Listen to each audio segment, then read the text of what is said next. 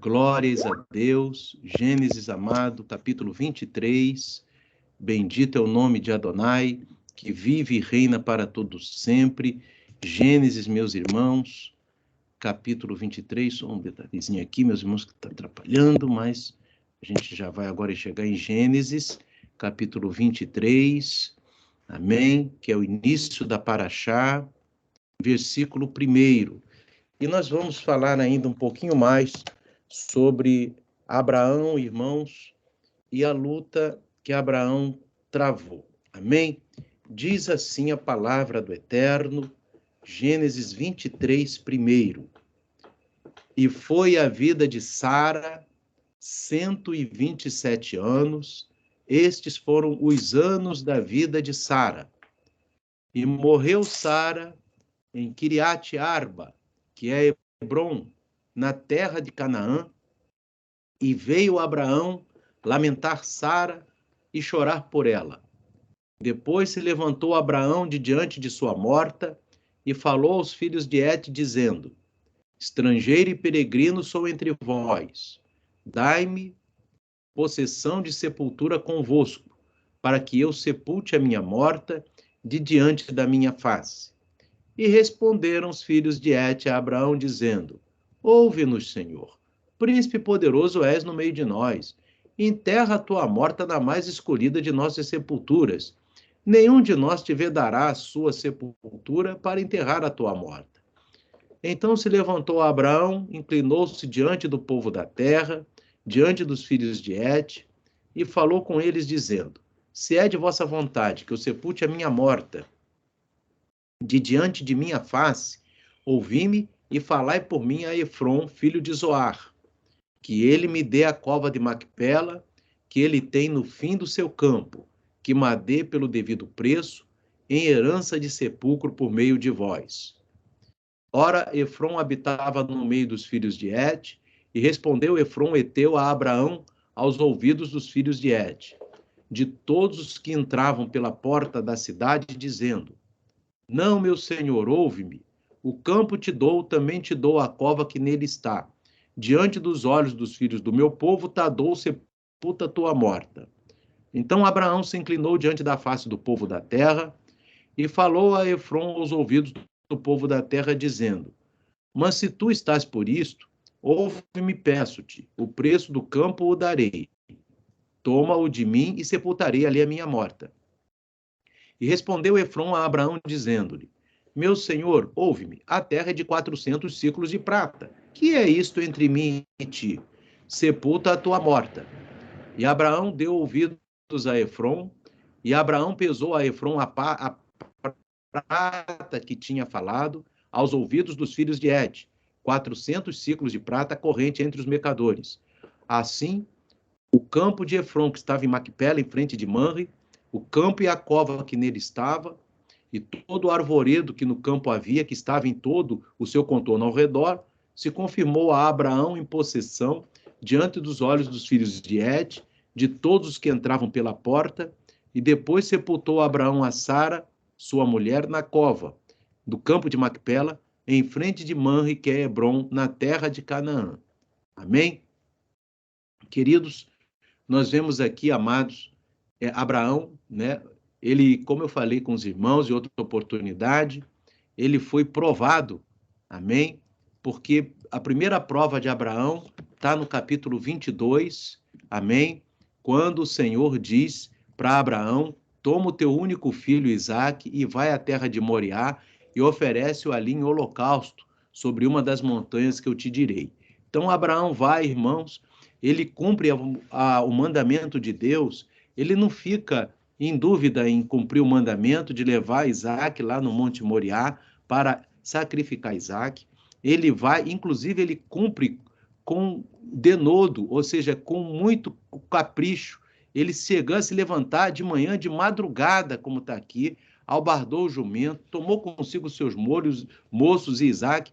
Ele fez tudo aquilo. Nós sabemos a história, ele chega lá no Monte Moriá e na hora exata que ele levanta o cutelo para sacrificar o filho, o anjo do Eterno fala para Abraão que não faça aquilo, impede o ato, e Abraão lhe é dado um carneiro para sacrificar no lugar de Isaque, e Abraão fica muito feliz, e Abraão fica muito feliz com seu filho Isaque, que Deus deu livramento, Deus estava sendo apenas provando Abraão, e esse é o final do capítulo 22, que Abraão chega todo feliz, vai descer o Monte Moriá com Isaque, e está muito feliz, a ponto de chegar em casa e dizer para Sara, Deus deu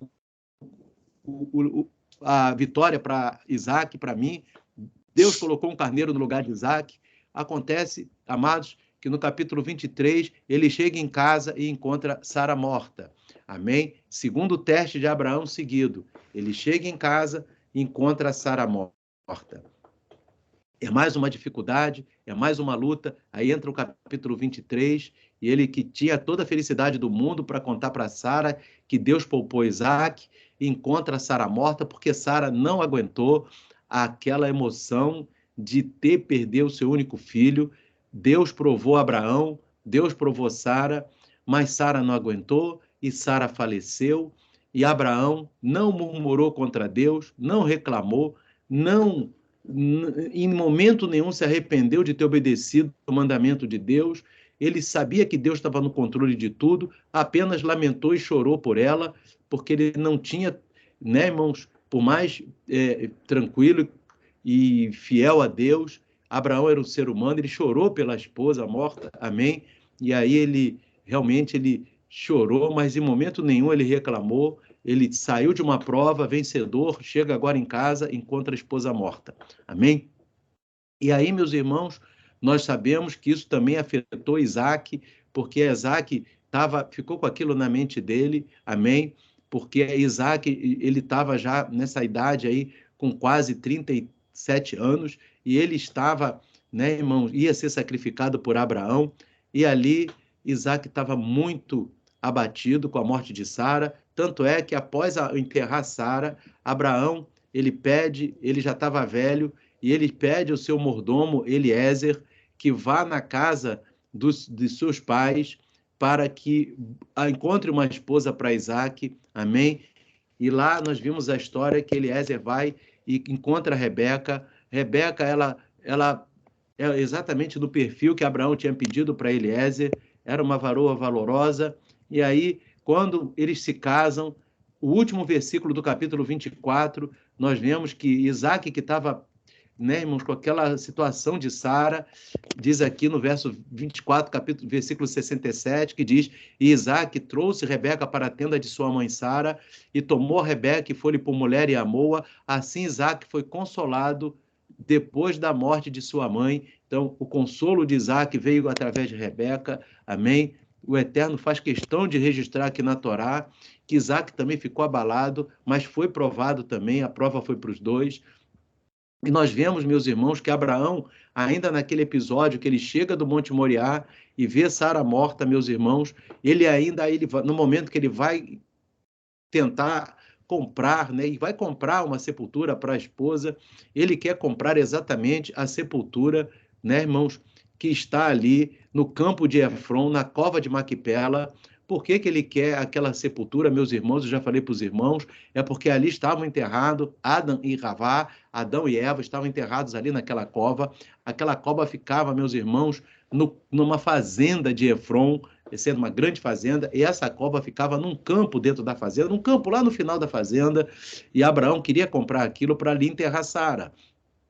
Então, ali, naquela cova de Maquipela, amém? Abraão vai e os habitantes de Et, amém?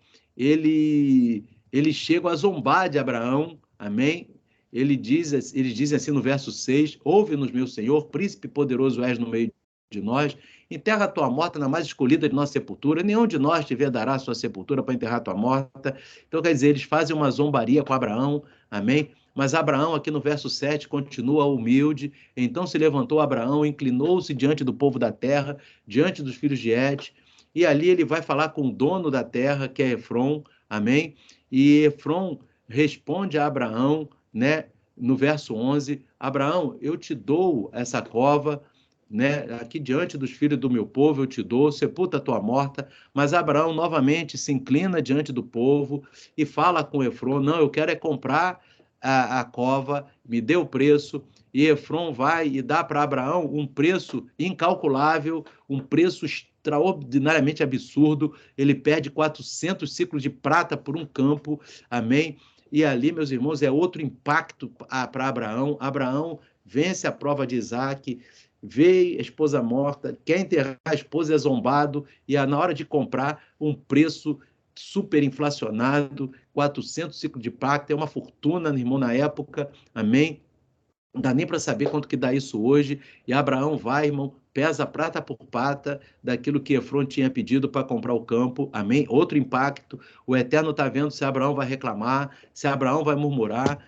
Mas Abraão, ele passa desse teste também. 4 testes seguidos, irmãos, em pouco tempo. Amém? 4 testes seguidos em muito pouco tempo. Capítulo 22 e 23 de Gênesis, amém? Tudo seguido, e menos de uma semana, todos esses testes, amém? E Abraão está ali, o Eterno está com ele, o Eterno é amigo de Abraão. E agora a pergunta que vem a nós é, por que Abraão, como é que ele conseguiu suportar todos esses testes, e não somente esses testes que Abraão sofreu, amém? Nós sabemos que Abraão sofreu vários outros testes, amém? Muitos outros testes, não foram poucos, amém? Isso aí é só nessa paraxá, amém? Em outras paraxiot, nós também mostramos as testes que Abraão passou, amém? E aí, meus irmãos, nós vemos que Abraão, a pergunta que fica é, qual é a força de Abraão para suportar tanta aprovação? E todos, irmãos, a pergunta que fica é essa, como que Abraão conseguiu suportar? E a resposta, meus irmãos, dada por todos os Rahamim, que são os sábios, por toda a literatura rabínica, meus irmãos, é que a resposta para suportar tanta prova que alguma pessoa venha sofrer está na humildade daquela pessoa, meus irmãos. E Abraão era extremamente humilde. E aí, meus irmãos, quem se porta na humildade, ele vai vencer a prova, ele vai vencer a luta, ele vai vencer a batalha, ele vai ser que nem Abraão, mesmo sendo provado por Deus a vida inteira, amém? A vida inteira, porque aqui é só um pedacinho da vida de Abraão, se você já leu os outros parashiot, ele é provado também, mas ele foi aprovado também, tanto é que Yeshua exalta Abraão, em João capítulo 6, e Yeshua exalta Abraão na parábola do rico e do Lázaro, em Lucas capítulo 16. Então, Abraão é muito exaltado também. Por que ele é exaltado? Porque aqui na terra ele foi muito humilde, ele foi muito fiel e foi muito testado pelo próprio Yeshua, porque Yeshua é o eterno feito homem. Amém? Agora, meus irmãos, e como que nós podemos saber se nós somos humildes? Como é que a gente sabe se uma pessoa é humilde? Como é que a gente sabe que Abraão é humilde? Existe um livro, meus irmãos, chamado Ororot Tzadikim. Esse livro, ele explica, meus irmãos, né, um livro da literatura rabínica, amém? E que ele fala, meus irmãos, quais são os 4 pontos que nós vamos saber se alguém é humilde, se nós somos humildes, se alguma pessoa é humilde, se algum personagem da Bíblia é ou não é humilde. Então, o primeiro ponto, meus irmãos, que está listado aqui no livro de Ororot Tzadikim, é dizendo, o primeiro ponto é quando a pessoa passa por uma grande perda, seja uma perda monetária ou a perda de um parente, como é que ela reage? Ela reclama, ela vai brigar, ela vai reclamar por justiça daquela perda monetária, amém? Ou ela vai aceitar como sendo a vontade de Deus, não vai brigar e que sabe que tudo é controlado por Deus. Se ela se porta da segunda maneira, ou seja, sabe que tudo é controlado por Deus, sabe que é a vontade de Deus, aquela perda que ela teve, amém? Ela está exatamente na mesma maneira como Abraão agiu, amém? Não reclamou, e aí vê que a pessoa, é o primeiro ponto que a gente vê que a pessoa é humilde. O segundo ponto, meus irmãos, no livro Ororot Tzadikim, que diz que uma pessoa é humilde, é quando alguém zomba daquela pessoa, trata mal ela, e aí tem que se ver como que aquela pessoa reage. Amém? Será que aquela pessoa reage partir para a briga, partir para a agressão, partir para a discussão, ou aquela pessoa, ela recebe aquilo, fica dela, não discute, fica serena por dentro, amém? E sabe que o Eterno está ali provando ela não vai partir para brigar, não vai partir para agredir, amém? E aí você sabe que aquela pessoa é humilde, Amém? Exatamente quando alguém zomba ou trata mal, aquela pessoa vai guardar, vai ficar com ela, confiando no eterno, né? E não vai se sentir com vontade, não vai se sentir com vontade de reagir, porque confia que do eterno é a vingança, amém? E aquela pessoa, o que ela tem que fazer é confiar no eterno, que nem Abraão confiou, amém? Aí o livro Orohot Sadikim fala agora do terceiro, são 4 pontos, do terceiro ponto, né, que saber se uma pessoa é humilde, amém? Porque quem é humilde, ele vai vencer todas as provas, né, irmãos?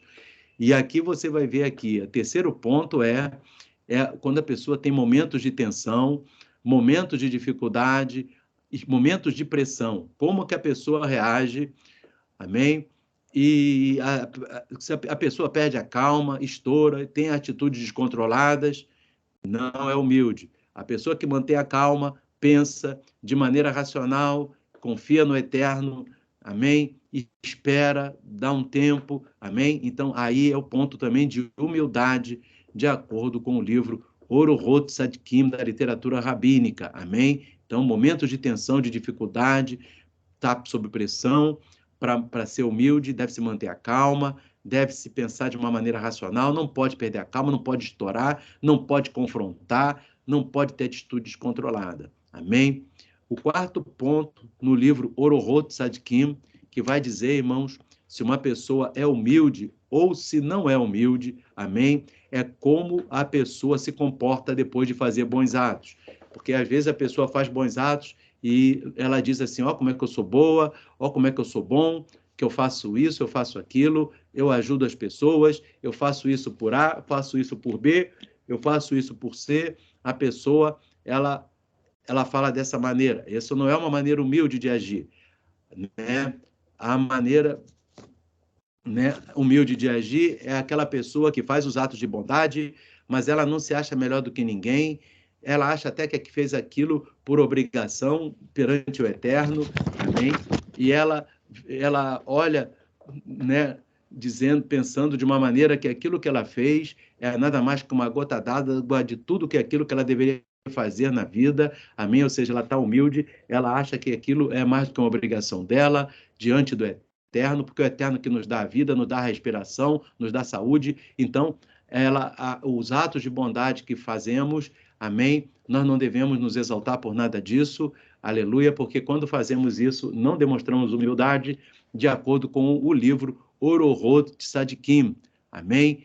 Isso é importante, e a gente vê aqui, meus irmãos, que também Yeshua HaMashiach, ele fala, meus irmãos, sobre essa questão. Nós vamos ver um exemplo melhor até do que de Abraão, é o de Yeshua HaMashiach, que está ali em Mateus, meus irmãos, capítulo, louvado seja Deus, capítulo 11, meus irmãos, louvado seja o nome do Eterno, Mateus, capítulo 11, nós vamos ver Yeshua HaMashiach falando, meus queridos, Mateus 11, amém? Glórias a Deus, que Yeshua, ele fala aqui, irmãos, Mateus capítulo 11, aleluia, que ele mesmo é um exemplo, amém? Glória a Deus, que ele diz assim, vinde a mim, todos que estáis cansados e oprimidos, e eu vos aliviarei, tomai sobre vós o meu jugo, e aprendei de mim, que sou manso e humilde de coração. Amém? E Yeshua, meus irmãos, as pessoas iam atrás dele para matar, ele passava assim por entre as pessoas para não ter confrontação, ele não queria confrontar ninguém, amém? As pessoas zombavam dele, falavam mal dele, amém? Crucificaram ele, lá em Lucas capítulo 23, verso 34, e Yeshua diz, Pai, perdoa-lhes porque não sabem o que fazem, amém? Então Yeshua nos dá um exemplo de humildade, dá um exemplo, meus irmãos, e Yeshua cumpre os 4 mandamentos aqui, porque Yeshua, meus irmãos, ele passou por grande perda, sim, porque ele não tinha nada, ele não tinha nem onde recostar a cabeça e nem isso reclamava a Deus, amém? Nós vimos, inclusive, agora, meus irmãos, nessa paraxá, né, que aquele homem fala para Yeshua que quer segui-lo, amém? E ali Yeshua diz, ó, as aves têm os seus ninhos, as raposas têm seus covis, mas o filho do homem não tem onde recostar a cabeça, e Yeshua não reclamava disso, amém? Porque ele é o próprio Eterno, ele vem nos dar o exemplo de humildade, então ele passou no primeiro item, no segundo item, quando zomba dele, ele vai, como é que ele reage? Zombavam de Yeshua, né, irmãos? A mim mesmo na cruz, disseram, salvou os outros, por que não salva a ti mesmo? E ele, em vez de ficar irado, de descer da cruz e matar todo mundo, não, ele mesmo, ele diz, Pai, perdoa porque não sabe o que fazem. Então ele manteve a humildade dele na cruz, mesmo sendo zombado, e se ele quisesse, ele teria descido da cruz ali naquele momento, amém? Assumido poder e glória, porque ele é o eterno, e podia ter acabado com todo mundo ali, meus irmãos, mas não, ele continuou, porque ele tinha uma missão a ser cumprida, porque através, ele tinha que morrer na cruz, porque senão ia ser só salvo o povo de Israel. Já falei para os irmãos isso, que a morte de Yeshua na cruz estendeu a salvação para todo mundo entrar na Torá e nas palavras de Yeshua, amém? O que ele fez, irmão, foi estender a Torá para toda a humanidade, amém? É isso que ele fez ali na cruz, e ele não podia voltar, não podia ali, então ele assumiu ser zombado, momentos de tensão, de dificuldade, como que Yeshua se manteve, né, irmãos? Várias vezes, né? As pessoas chegaram para ele, zombaram, criticaram, né? E chamaram, né, em Mateus 12, que ele expulsava o demônio por Beelzebu. Em momento nenhum, Yeshua saiu para confrontação. Yeshua calmamente reagiu, explicou a palavra para aquele povo, amém? Então, mesmo em momento de tensão e dificuldade, ele foi fiel e mesmo assim, como é que ele se comportou depois de fazer bons atos, amém? Ele não se comportava, não queria, depois de saber bons atos, não queria nenhum cargo ali no reinado de Herodes, não quis ser chamado bom pelos homens, amém? Lá também, em João, ele diz, eu não aceito a glória de homens, amém? Então, Yeshua fazia os atos como uma alegria de cura que ele fazia, ele curava as pessoas por alegria, por amor, amém? Sem querer, né, ser exaltado por nada disso, até pedia para que ninguém contasse aquilo para ninguém, dos que foram curados. Então, Yeshua nos deu exemplo, meus irmãos, de ser humilde. Ele passou nos 4 itens, e, obviamente, né, irmãos, em todos os itens, ele é perfeito, e Yeshua, nesses 4 itens aqui, do Orhot Tzadikim, ele mostrou por que ele é humilde, ele veio como cordeiro, nós aqui temos que ser como cordeiro, agora Yeshua é o leão da tribo de Judá, só vamos ser leão na hora, depois do arrebatamento, meus irmãos, agora é hora de ser cordeiro, para depois ser leão, e Yeshua foi cordeiro, é o cordeiro de Deus, né, irmãos? Mas agora ele é o leão da tribo de Judá, que vai julgar a humanidade, então nós temos que fazer que nem Yeshua, meus irmãos, aqui é o momento da gente ser humilde, aqui é o momento da gente ser manso, aqui nós momentos seguimos o exemplo de Abraão, aqui é o momento que nós seguimos o exemplo de Yeshua, seguimos o exemplo de Moisés, amém? Porque foi dito na Torá, irmão, que não houve na época de Moisés nenhum homem mais humilde do que Moisés, então humildade também era a característica de Moisés, então todos esses homens, meus irmãos, Moisés, Elias, Abraão, que são os 3, né, irmãos, homens assim que são os baluartes, né, meus irmãos? São exatamente os alicerces da palavra do Eterno. Não tem 3, né, dentre os que Yeshua é o Eterno, né, e dentre aqueles que são seres humanos normais, não há, irmão, nenhum igual a Abraão, nem Moisés e Elias, porque são seres muito fiéis, e que nós possamos também seguir aquele exemplo, porque aquele que segura nessas 4 pontas aqui do Orhot Tzadikim é humilde e vai vencer toda a aprovação para o arrebatamento naquele dia. Amém? Então, queridos, que o Espírito Santo de Deus continue falando ao coração dos amados. Amém? Esse aqui é uma lição para a gente entender por que Abraão foi provado, e não só nessa paraxá, mas em todas as paraxiot. Amém? Foi provado direto, meus irmãos, desde que Abraão entra na Bíblia, ali em Gênesis 12, ele é provado, ele é amassado por Deus, mas ele vence todas as provas e é devido à sua humildade. Amém? Que o Espírito Santo continue falando ao coração dos amados, que o Eterno abençoe a todos. Amém e amém.